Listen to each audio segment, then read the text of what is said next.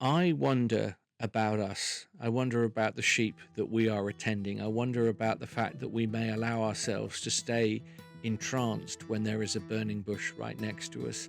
And in actual fact, some of the great labours of our life may be ahead of us, not behind.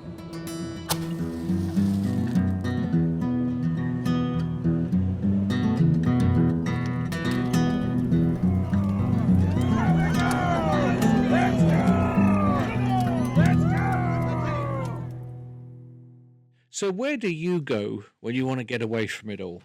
The place that I go to, my secretive place, the place of, as Yeats says, my deep heart's core, is a place called Zennor in Cornwall.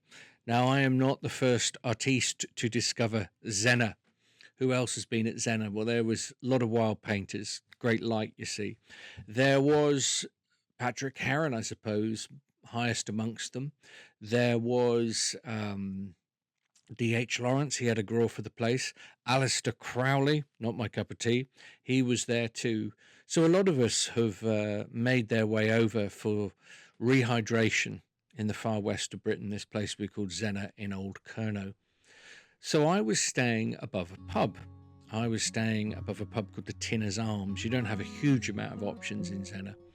And the trouble with little holidays is you often bring along the one companion you'd be keen to shrug off, which is yourself.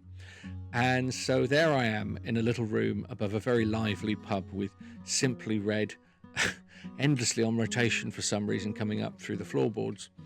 And I came to the Dimpsey time, came to the time of Dog and Wolf, it came to time to eat something. So I'm outside in the lengthening shadows, and what was I eating? It would have been scampi and chips, and I would have had a pint of their world-famous mermaid ale, delicious chewy stuff, when an unexpected thing happened. Out of those lengthening shadows came an old fella, a fella with a stick, and he was standing above me, blocking out the sun, looking at me with these piercing blue eyes, and he asked me a question of such profundity I'll be turning it over for the rest of my life. He said this: can you bring back the light?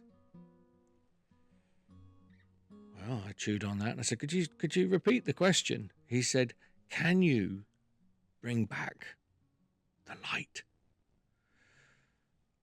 It took a second until I copped on to the fact that he was referring to his iPhone and his little torch wasn't working. So we attended to the torch for a minute, and then he sat down with me and he had a few chips and we chatted. Do you know how old the fella was? The fella was and is 91 years of age, and he is still working as a psychoanalyst 3 mornings a week, I believe. He had a delightful Northern Irish brogue to him and a kind of sing-songness to him, and it became immediately apparent that this was a storied man. This was a man with a poetic basis of mind, as Jim Hillman used to say. This was a man of the hills and the turf and of cities and of crack and of every edition and of laughter and of sorrow. He was the full weather pattern. Now, what he wouldn't have known was that one of the few things I had with me on this trip was books of W.B. Yeats. I have a big lecture to give at Pembroke College in Cambridge next year, and so I was beginning to think about Yeats again. So I was surprised when, apropos of nothing, he gave me a Yeats poem, and the Yeats poem is called When You Were Old. In fact, I think I have it here. Maybe you know this one.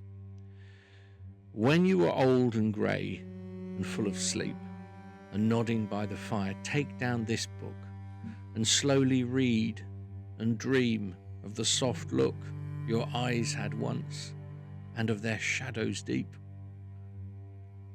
How many loved your moments of glad grace and loved your beauty with love false or true, but one man loved the pilgrim soul in you and loved the sorrows of your changing face. And bending down beside the glowing bars, murmur a little sadly how love fled and paced among the mountains overhead and hid his face amid a crowd of stars. It's fair to say at the end of the poem, I'd got a little emotional. Maybe he'd got a little emotional. But the two of us sat there together, and a few poems zipped back and forth. There was a story about him meeting Seamus Heaney, and suddenly the world filled with possibility again. And I asked him what you should ask all old fellas and all old ladies. What does it feel like to be your age? What's the best way to inhabit the decade of your 90s? And he said, well, the decade of my 90s is fantastic. I'm still working. I still have friendships. Still have a world that I'm interested in. Just stay present. Just stay present. You know, I've said this before. There's a fellow I read a lot, Elder Thaddeus. He says, your thoughts dictate your life. They create your life. So we said, as long as you don't expect this decade to be exactly like the last, you're golden. Just work with what Finn McCool calls the music of what is. So he had, he had quite the impact on me. And what he couldn't have known, as I said, was that I'd been reading Yeats, and I'd also been reading, it's in a book of Yeats's called The Celtic Twilight, where he was talking about the old Shanachie, the old storytellers of ancient Ireland, and how these were people who had no poverty of imagination. They did not live in a shrunken world. They lived, and this is me paraphrasing, I think, they lived as large as Homer. You and I have to live as large as Homer because, as I probably said before, the old rumour is in Irish myth that at night when the fairies gather around their fires, it is our stories that they tell. We are the mythology of the Tuatha De Danann. Can you imagine that? So in other words, live interesting, inventive, fun lives. We don't need to be famous. We don't need to pursue that. But lives of imagination and compassion and wit. That's rehydrating to the fairies, just so you know. So this is all in my head when this character has turned up. Be present. Enjoy the decade you're in. Here's a couple more poems. He gets up and walks back into the shadows, and he's gone. And I don't know why meeting him led me into my next succession of thoughts, but I started to think about that story about the burning bush. Do you remember the burning bush from way back in the Old Testament? Now, it's interesting. I went on walkabout from Christianity for well over 30 years. But if I glanced into the shadows of my imagination at any point, there's always been a bush that is burning. It's an image that has never extinguished itself to me. It's always troubled me and it's always inspired me depending on the mood that I'm in. It's stayed. It's a keeper. What I had forgotten, or maybe I never knew, was when that burning bush appears to Moses. Do you know how old he is? He's 80. Moses is 80. He is an old fella. He's rugged. He's a farmer. But you would imagine by now it's likely that Moses was thinking probably the big moves in his life had already taken place. Well, not so. He's out to tend his sheep. The bush starts to talk to him. He turns from his sheep. He takes his shoes off. You remember that? And he gets this incredible mandate from God, where God says, "Perfect. I've got an 80-year-old fella who's a little bit slow of speech. You will be the person who goes back to Egypt and gets everybody out, gets all your people out." Now, you may remember roughly in the story of Moses that he's an incredible, or becomes because of this, an incredibly important Hebrew prophet. You may remember that he's a lad of the bulrushes. He is hidden away when the firstborn children are being killed, but is actually taken in by the daughter of the Pharaoh, and then finally escapes after various commotions. He kills somebody, and he has this other life. But the point of this story, and the thing that I suppose associatively is linking it to the fella that I met, is this notion of the big moment in your life may still not have happened. And the fella that I met, the psychoanalyst, he was still open to the big moment. He was still open to living as large as Homer. He was not going to live in a shrunken world at all.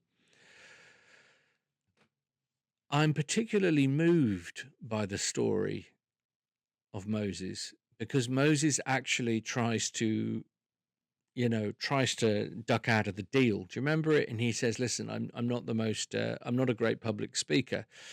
And God, rather than assuring him and saying, oh, it's all right, you're absolutely fantastic, he says, well, do you not think I know what I'm doing? God is very hands-on in the Old Testament. He kind of takes umbrage.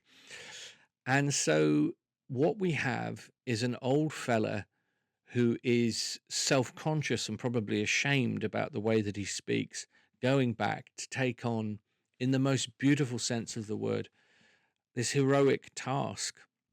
You can't be heroic if you're not scared.